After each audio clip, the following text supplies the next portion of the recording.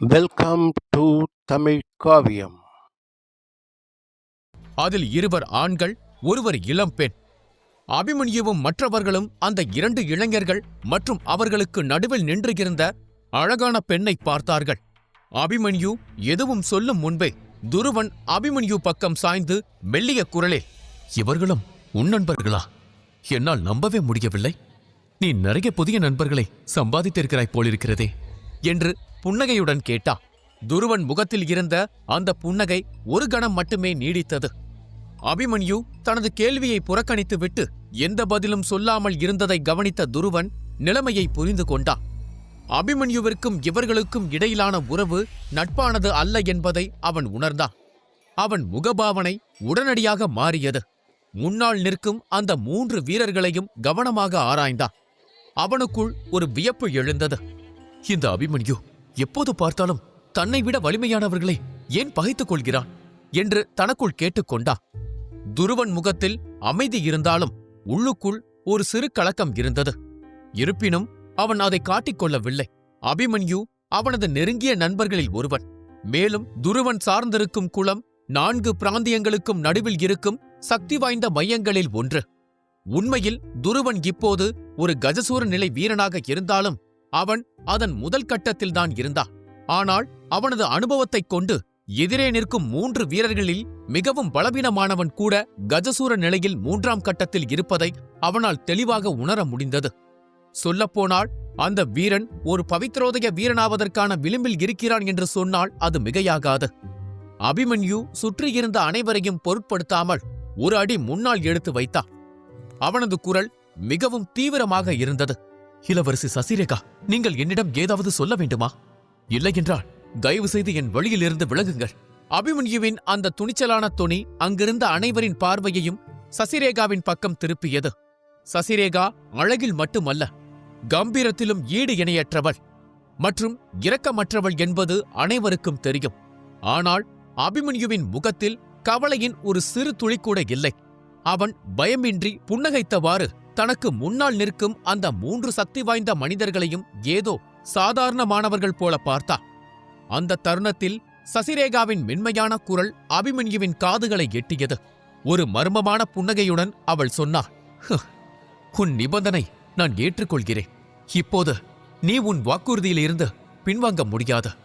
இதை சொல்லிவிட்டு சசிரேகா புன்னகைத்தவாறு அங்கிருந்து வெளியேறும் வழியை நோக்கி நடக்கத் தொடங்கினாள். அவளது பேரழகில் மயங்கியிருந்த அங்கிருந்தவர்களுக்கு அவர்கள் இருவருக்கும் இடையே என்ன விவாதம் நடந்தது என்பது கூட புரியவில்லை. அவள் நடந்து செல்லும் போது அனைவரது கண்களும் அவளது நளினமான உருவத்தையே பின்தொடர்ந்தன.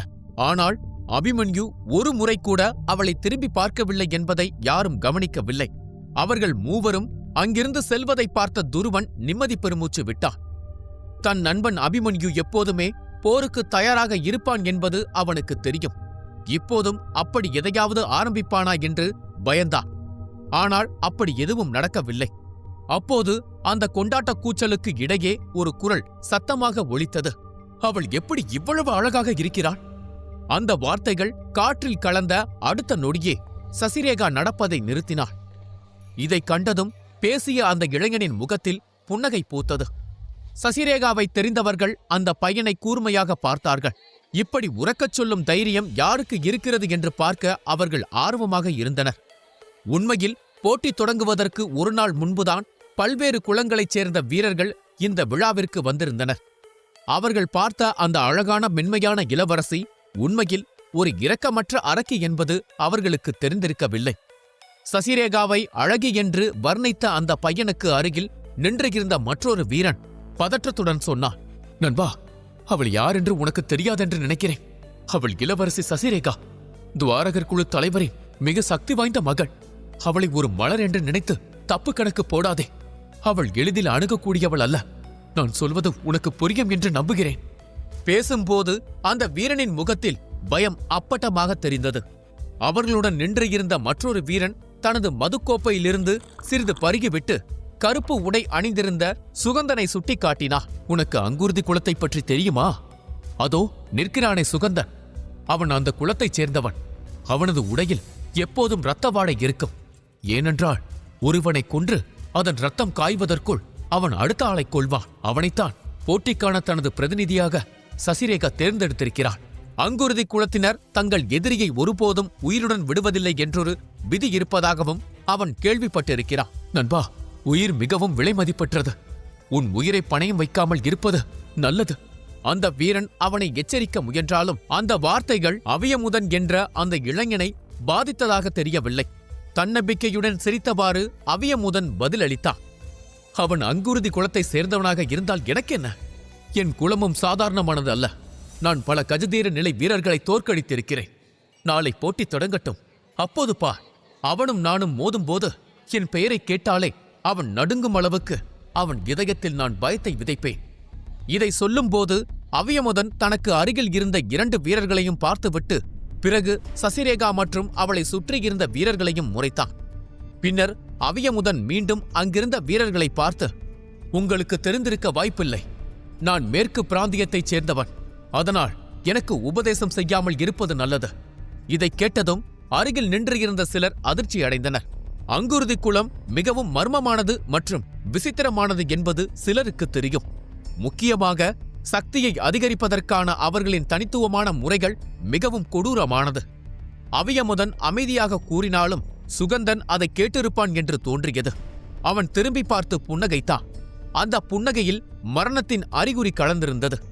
பிறகு சுகந்தன் சசிரேகாவை பின்தொடர்ந்து ஆலோசனை கூட்டத்தை விட்டு வெளியேறினான்.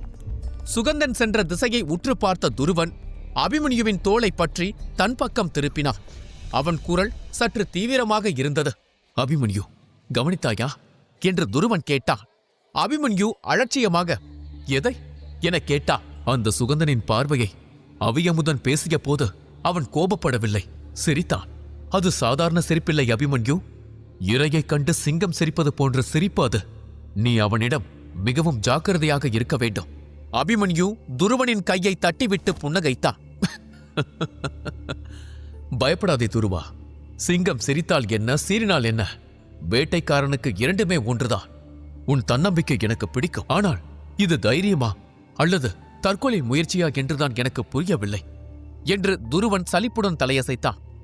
சசிரேகா செல்வதை பார்த்த துருவன், அந்த பெண் உண்மையில் விசித்திரமானவள் என்றான். துருவன் மேலும் பேசுவதற்கு முன் யாரோ தன்னை உற்று பார்ப்பதை உணர்ந்தான். அபிமன்யுவின் அருகில் நின்று இருந்த வத்சலாவின் பார்வையுடன் அவன் கண்கள் சந்தித்தன. அவளது அந்த தீவிரமான பார்வையால் சங்கடமடைந்த துருவன் அபிமன்யுவின் பக்கம் சாய்ந்து கிசுகிசுத்தான். அபிமன்யு, வத்சலா ஏன் என்னை அப்படி பார்க்கிறான்? துருவனின் கேள்வியை கேட்ட அபிமன்யு ஒரு பெருமூச்சு விட்டு அமைதியாக பதிலளித்தான்.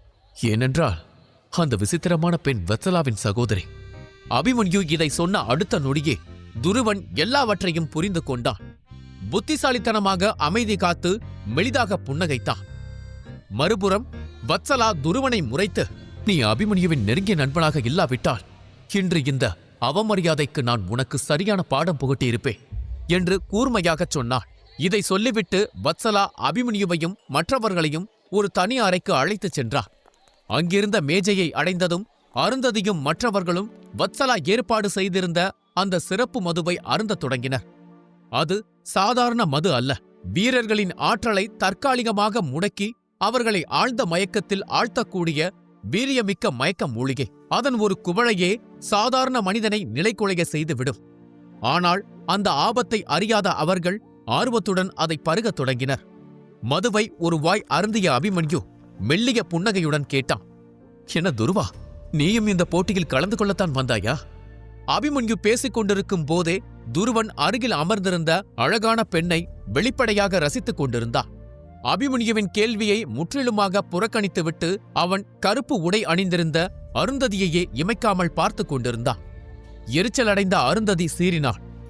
அபிமன்யு, உன் அருமை நண்பனை இங்கேயே தீர்த்து கட்டுவதற்கு முன் அவனது வெட்கமில்லாத கண்களை என்னை விட்டு விலக்கி வைக்கச் சொல். அவள் முகம் கோபத்தில் சிவந்திருந்தது. அதற்குள் அளவுக்கு அதிகமாக மது அருந்தியதால் அபிமன்யுவுக்கும் போதை தலைக்கேறியிருந்தது. அந்த போதையில் அவன் பதிலளித்தான்.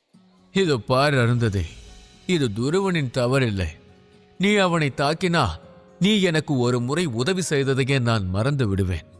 ஆமாம், இது என் நண்பனின் தவறில்லை. ஏனென்றால் நீ கல்லையும் உருக வைக்கும் அளவுக்கு அழகாக இருக்கிறாய். அபிமன்யுவின் உளறலை கேட்ட துருவன் மகிழ்ச்சியாக சிரித்து, இவன்தான் என் அன்பு நண்பன் அபிமன்யு, எனக்கு எதுவும் ஆகாமல் பார்த்துக் கொள்வான் என்றான். திடீரென துருவன் சிரிப்பை நிறுத்திவிட்டு அபிமன்யுவின் காதுகளுக்கு அருகில் குனிந்தான். அவன் குரல் கிசுகிசுப்பாக மாறியது. அபிமன்யு, விளையாட்டு பேச்சு இருக்கட்டும், ஒரு உண்மையை சொல்கிறேன் கேள். மத்திய பிராந்தியங்களில் ஒரு பேச்சு இருக்கிறது. அங்குருதி குளம் இரத்தத்தை உறைய வைக்கும் வித்தைகளை அறிந்திருக்கிறது என்று சொல்கிறார்கள். அபிமன்யு சிரித்துக்கொண்டே மதுக்கோப்பையை உயர்த்தினான்.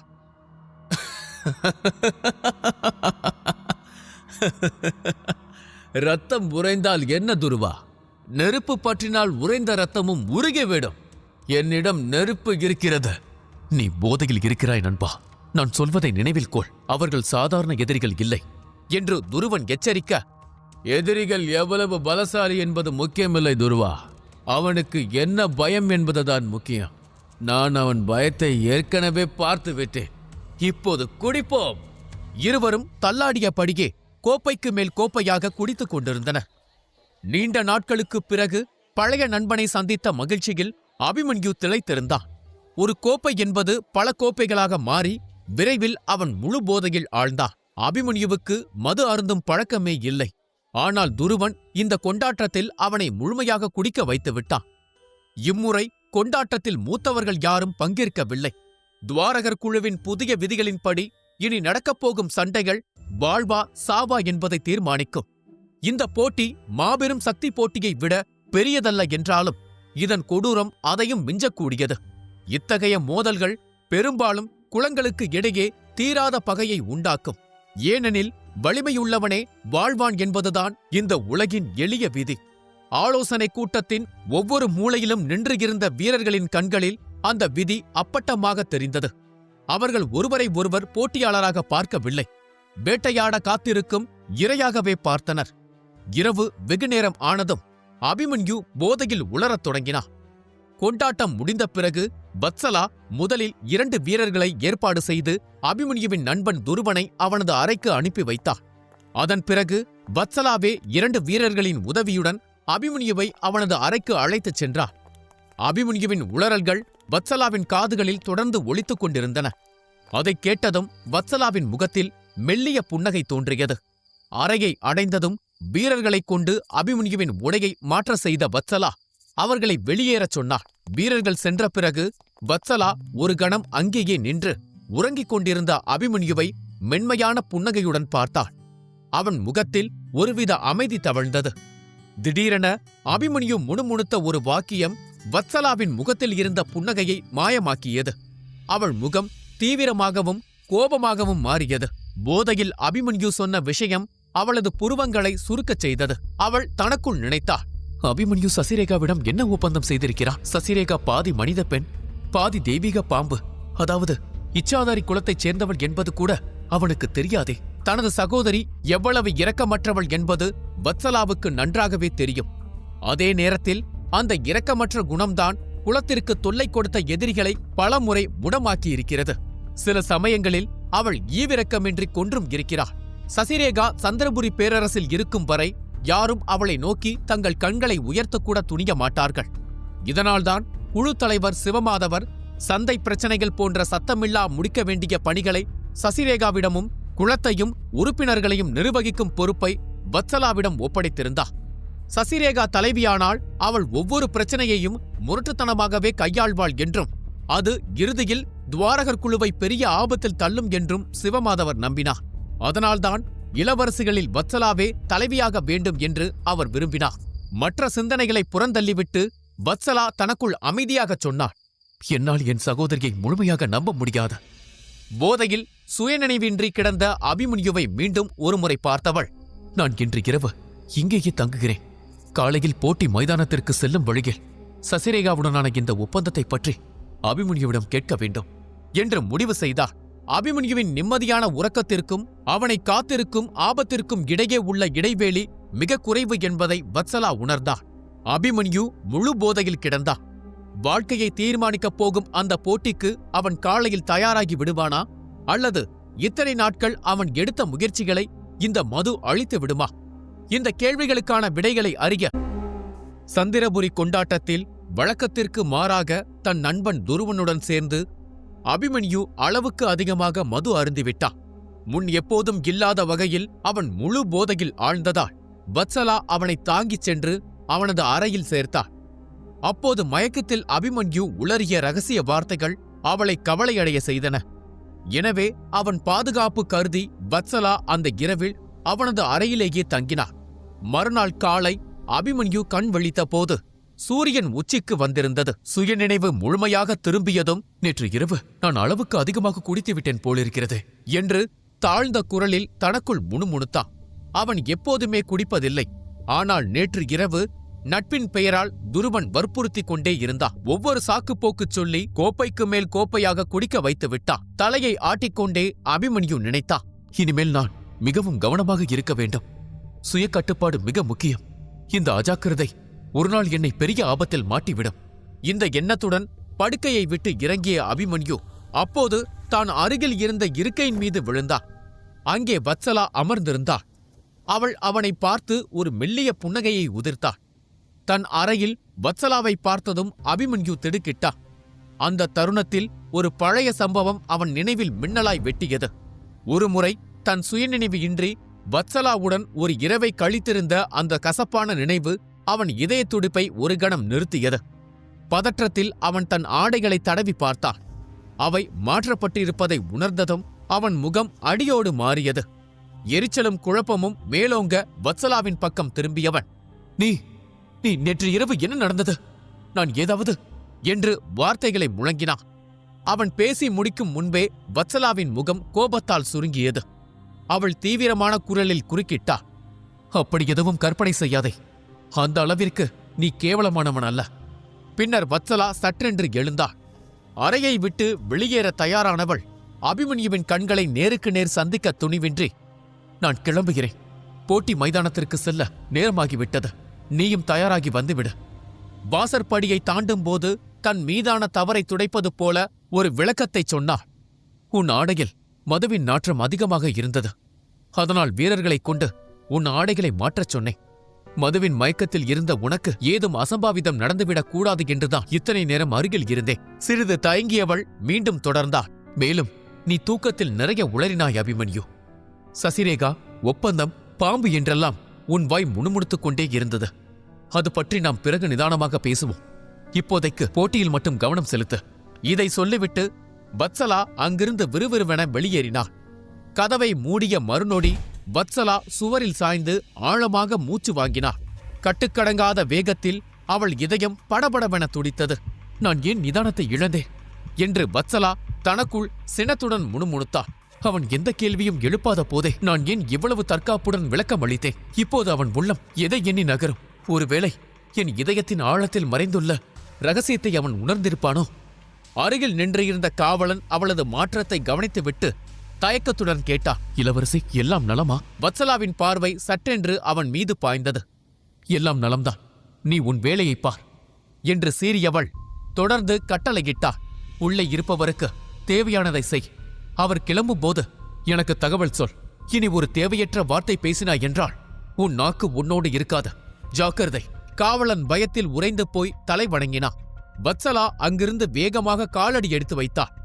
அவளது உடல் நகர்ந்தாலும் அவளது எண்ணங்கள் மட்டும் இன்னும் அந்த அறைக்குள்ளேயே அபிமன்யுவை சுற்றியே சுழன்று கொண்டிருந்தன.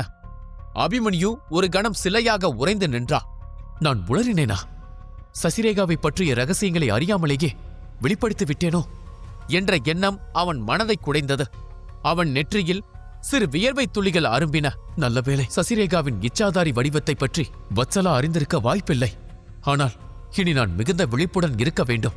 மதுவின் மயக்கத்தில் என் ஆழ்மனமே எனக்கு எதிரியாக மாறிவிடக்கூடாது என்று தனக்குள் எச்சரித்துக் கொண்டான். தன் அஜாக்கிரதையை நினைத்து ஒரு கணம் வருந்தினாலும் அவன் சீக்கிரமாக தன்னை தேற்றிக் கொண்டான். குளிர்ந்த நீரில் முகத்தை கழுவியதும் மதுவின் மீதமிருந்த மயக்கம் அகன்று மனம் தெளிவடைந்தது. போர்க்களத்திற்குரிய தனது வீர உடையை அணிந்து அபிமன்யு அனைத்திற்கும் தயாரானான். சிவப்பு நிற ஆடையும் நீண்ட கருப்பு நிற அங்கியும் அணிந்து ஒரு பழம்பெரும் போர் வீரனைப் போல தோற்றமளித்தான். இந்த ஆடைகள் ஒரு காலத்தில் அவனது தந்தையுடையது. அவனது பாட்டி அதை அவனுக்கு கொடுத்திருந்தார். அவற்றை அணியும்போது பாட்டியின் நினைவுகள் அவன் மனதில் அலைமோதின. சிறுவயதில் பாட்டி அவனது தந்தையின் வீரதீர கதைகளைச் சொல்வா. அந்த வார்த்தைகள் இப்போது அவன் காதுகளில் ஒலித்தன. அபிமன்யு, நீ உன் தந்தையைப் போல பயமற்றவனாகவும் வீரனாகவும் இருக்க வேண்டும். கஷ்டங்களைக் கண்டு துவளக்கூடாது. உன் தந்தையின் எதிரிகளை பழிவாங்க வேண்டும் என்பதை ஒருபோதும் மறக்காதே.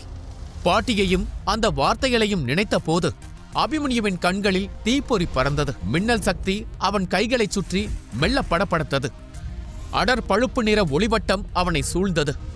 அவன் முஷ்டியை இறுக்கி உறுதியுடன், இந்த போரில் நான் வெல்வேன், அதற்கு என்ன விலை கொடுக்க வேண்டியிருந்தாலும் சரி என்றான். போட்டி மைதானத்தை நோக்கி அவன் நடந்த ஒவ்வொரு அடியும் அவனது எதிரிகளின் நினைவுகளை கிளறி பழிவாங்கும் வெறியை ஊட்டியது. கொண்டாட்டம் நடந்த இடத்திலிருந்து போட்டி மைதானம் சற்று தொலைவில் இருந்தது. ஆனால் அதை பார்த்தவுடன் அபிமன்யுவின் கண்கள் ஆச்சரியத்தில் விரிந்தன. வீரர்கள் அவரை போட்டியாளர்களுக்காக ஒதுக்கப்பட்டிருந்த சிறப்பு பாதை வழியாக அழைத்துச் சென்றனர். இருப்பினும் பல்லாயிரக்கணக்கான மக்களின் ஆரவாரம் அவன் காதுகளில் ஒலித்தது. போட்டி இன்னும் தொடங்கவில்லை என்பதை அது உணர்த்தியது. அபிமன்யு நடந்து செல்வதை பார்த்த 2 வீரர்கள் தங்களுக்குள் கிசுகிசுத்துக் கொண்டனர். யார் இவன்? சிறப்பு பாதையில் வருகிறான். ஆனால் இவன் முகத்தை பார்த்தால் ஒரு மாவீரன் போல தெரியவில்லையே, ஏதோ வழி தவறி வந்தவன் போல இருக்கிறான் என்றான் ஒருவன். இன்னொருவன் எச்சரித்தான், சத்தம் போடாதே, இவன்தான் கலாபதியை கொன்றவன் என்று பேசிக் கொள்கிறார்கள். பெயர் அபிமன்யு. இவனா கலாபதியா? நம்பும்படி இல்லை. இவன் கண்கள் இன்னும் தூக்கத்தில் சொக்குவது போலல்லவா இருக்கிறது. பாரேன், இவன் கால்கள் தள்ளாடுகின்றன. இவன் முதல் சுற்றிலேயே சாகப் போகிறான். அபிமன்யு இதை காதில் வாங்கினாலும் ஒரு மெல்லிய புன்னகையுடன் அவர்களை கடந்தான். என் கண்கள் தூக்கத்தில் இருக்கலாம், ஆனால் என் கத்தி விழித்துக் கொண்டுதான் இருக்கிறது என்று அவன் தனக்குள் சொல்லிக் கொண்டான். பாதையின் முடிவில் அந்த பிரம்மாண்டமான போர்க்களம் அவன் கண்களுக்கு புலப்பட்டது. ஒருபுறம் ஆக்ரோஷமான கடல், மறுபுறம் உயர்ந்து நின்ற பாறை குன்றுகள் என அந்த இடமே மிரட்டலாக காட்சியளித்தது. இது வெறும் விளையாட்டு அரங்கம் அல்ல, ஒரு நிஜமான போர்க்களமே இங்கே உருவாக்கப்பட்டிருப்பதை அபிமன்யு உணர்ந்தான். அந்த நிலப்பரப்பின் ஒரு பகுதி கடல் நீரில் மூழ்கி கிடக்க, நீருக்குள்ளிருந்து கூர்மையான பெரும்பாறைகள் அசுர உருவங்களைப் போல தலை தூக்கி நின்றன. நிலப்பகுதியில் இருந்த குன்றுகள் பார்வையாளர்கள் அமர்வதற்கு ஏதுவாக படிகளாக செதுக்கப்பட்டிருந்தன. எல்லாவற்றிற்கும் மேலாக ஒரு உயர்ந்த குன்றின் உச்சியில் அதிகாரமிக்க அரசர்களுக்காகவும் பெரும் சக்தி படைத்தோருக்காகவும் சிறப்பு ஆசனங்கள் அமைக்கப்பட்டிருந்தன. சந்திரபுரி, இந்திரபுரி மற்றும் அண்டை சாம்ராஜ்யங்களின் பிரதிநிதிகள் அங்கே வீற்றிருந்தனர். அந்த மேடையில் அமர்ந்திருந்த பலரை அபிமன்யு தனது கூர்மையான பார்வையால் அடையாளம் கண்டு கொண்டான். திடீரென ஒரு முகமுடி அணிந்த உருவம் அவன் பார்வையில் பட்டது. அபிமன்யு கண்களை சுருக்கினான். இவன் சக்தி அந்த ஆலோசனை கூட்டத்தில் பார்த்த நிழலைப் போலவே இருக்கிறதே என்று நினைத்தான். அவன் உதட்டில் ஒரு மர்ம புன்னகை தோன்றியது. அவன் திட்டம் வேலை செய்ததை அவன் உணர்ந்தான். அந்த நேரத்தில் வத்சலாவின் குரல் கேட்டது. அவள் மைதானத்தின் மறுபுறம் ஒரு உயர்ந்த மேடையில் சிறப்பு இருக்கையில் அமர்ந்திருந்தாள். ஏறக்குறைய அனைவரும் வந்துவிட்டனர். அவளுக்கு அருகில் இருந்த இருக்கை காலியாக இருந்தது. தன் சக்திகளை பயன்படுத்தாமல் அபிமன்யு தரைமட்டத்தில் இருந்த பக்கவாட்டு பாதையில் நடந்தான். வீரர்கள் அமர்ந்திருந்த மேடையை நெருங்கிய போது எண்ணற்ற கண்கள் தன்னை உற்று பார்ப்பதை அவன் உணர்ந்தான். பல பார்வைகளில் பொறாமையும் வெறுப்பும் நிறைந்திருந்தன. எவ்வளவு வேண்டுமானாலும் பொறாமையில் எரிந்து கொள்ளுங்கள், இந்த போட்டியில் வெல்லப்போவது நான்தான் என்று அபிமன்யு அமைதியாக நினைத்தான். துவாரகர் குழுவின் மர்மமான பாதாள அறைக்குள் மறைத்து வைக்கப்பட்டிருக்கும் அந்த சிறப்பு சக்தியை பெற்றார் இன்னும் பயங்கரமான தாக்குதல் வித்தையை கற்றுக்கொள்ள முடியும் என்றும் தனது ஒட்டுமொத்த சக்தியும் பல மடங்கு அதிகரிக்கும் என்றும் தாமா கூறியிருந்தார். அது இன்னும் அவன் மனதில் நிலைத்திருந்தது. அப்போது ஒரு கேலியான குரல் அவன் காதில் விழுந்தது. தாரிணி, தாங்கள்தான் பலசாலி என்று மமதையில் பலர் நேரத்திற்கு வருவது எவ்வளவு முக்கியம் என்பதை கூட மறந்து விடுகிறார்கள். அதை பற்றி நீ என்ன நினைக்கிறாய் என்று குணசேகரன் குரல் கேட்டது. அபிமன்யு ஒரு கணம் குணசேகரனை பார்த்தா. மெலிதாக சிரித்துவிட்டு அவனை முழுமையாக புறக்கணித்துவிட்டு நடந்தான்.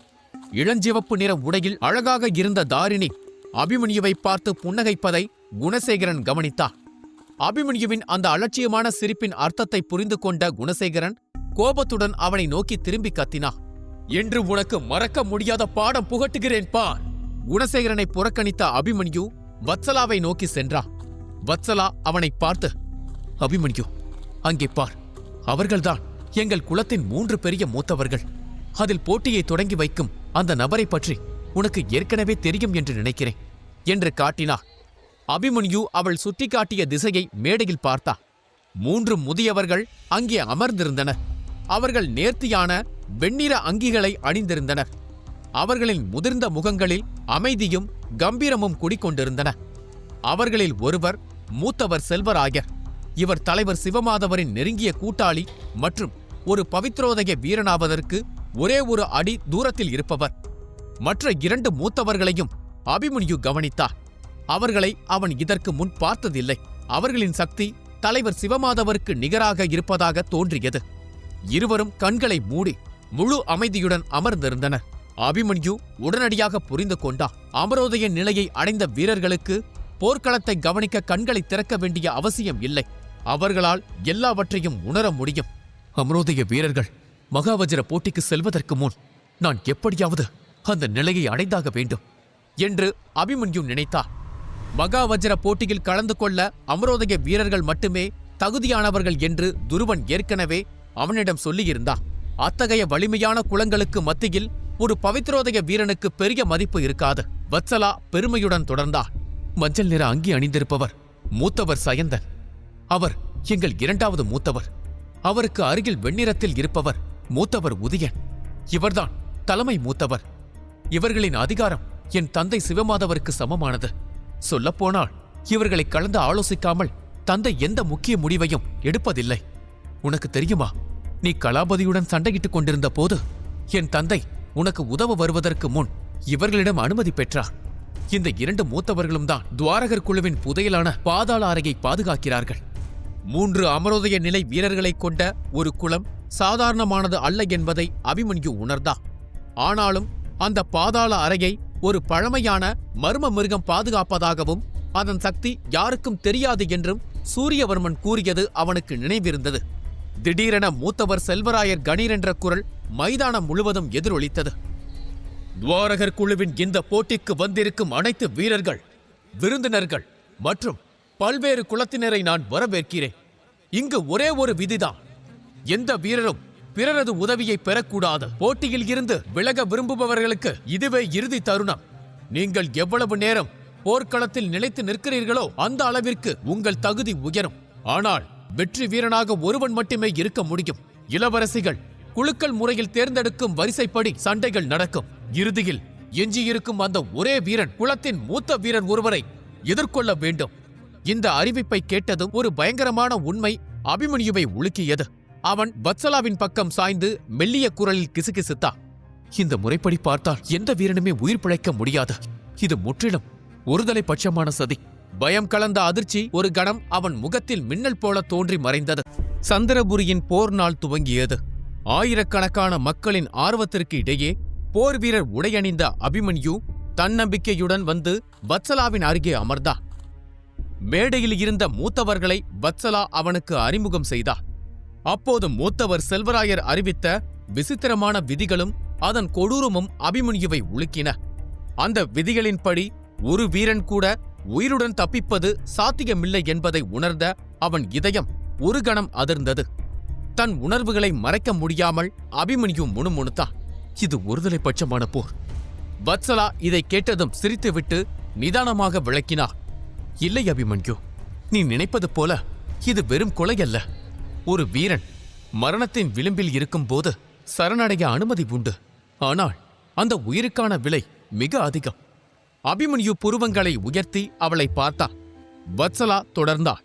வெற்றியாளர் அந்த வீரனின் உயிரை விடுவதற்கு பதிலாக அவனது மிகச்சிறந்த வித்தையை அல்லது அவனது குலத்திற்கே உரித்தான இரகசிய கலையை விலையாக கேட்கலாம். இதற்கு உயிர்விலை பேரம் என்ற பெயர். விதிகளின்படி இந்த பரிமாற்றம் அங்கிருக்கும் அனைவரின் முன்னிலையிலும் வெளிப்படையாக அரங்கேற வேண்டும். தோற்றவன் தன் வித்தையை வெற்றி கொண்டவனுக்கு தாரை வார்த்து கொடுக்க வேண்டும். இல்லையென்றால் மரணத்தை ஏற்க வேண்டும் என்றாள். அவள் சொன்னதை உள்வாங்கிக் கொண்ட அபிமன்யுவின் முகத்தில் ஒரு புன்னகை தோன்றியது. அவன் ஆர்வத்துடன், இது கொஞ்சம் சுவாரஸ்யமான விதியாகத்தான் இருக்கிறது. அப்படியென்றால் அந்த விலை ஒரு வித்தையாக மட்டும்தான் இருக்க வேண்டுமா வத்சலா? அல்லது ஒரு அரிய மூலிகையாகவோ, மன்னர் மட்டுமே அறிந்த ரகசியத்தை தகவலாகவோ, அல்லது ஒரு தேசத்தின் வரைபடமாகவோ கூட இருக்கலாமா என்றா அபிமன்யுவின் இந்த கேள்வியில் இருந்த தீவிரம் வத்சலாவை ஒரு கணம் மௌனமாக்கியது. அவனது கண்கள் இப்போது போர்க்களத்தை ஒரு வீரனாக மட்டும் பார்க்கவில்லை, ஒரு தேர்ந்த வேட்டைக்காரனைப் போல அங்கிருக்கும் ஒவ்வொரு வீரனிடமும் என்னென்ன ரகசிய வித்தைகள் புதைந்துள்ளன என்று எடை போடத் தொடங்கினான். ஹைப் வருபவர்கள் ஹைப் செய்யுங்கள்.